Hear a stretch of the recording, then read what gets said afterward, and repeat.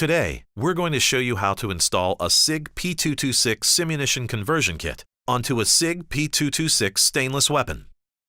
First thing you need to do is to remove the magazine. Make sure that the chamber is clear and that you have no ammo in the weapon. Flip down the safety slide lock lever.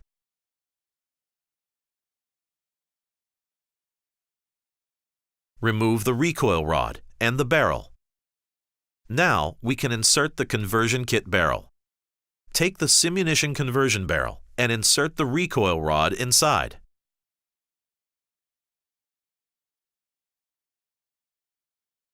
Next, we install the feed ramp onto the frame.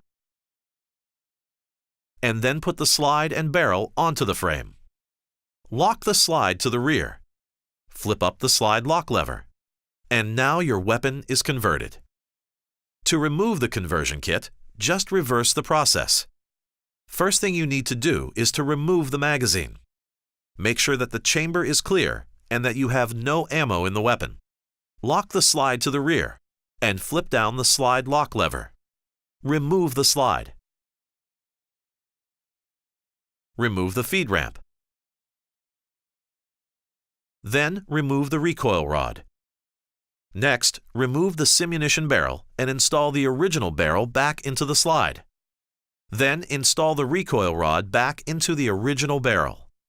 Now that everything is reinstalled on the original slide, install the slide back onto the frame. Lock it to the rear, and you're set.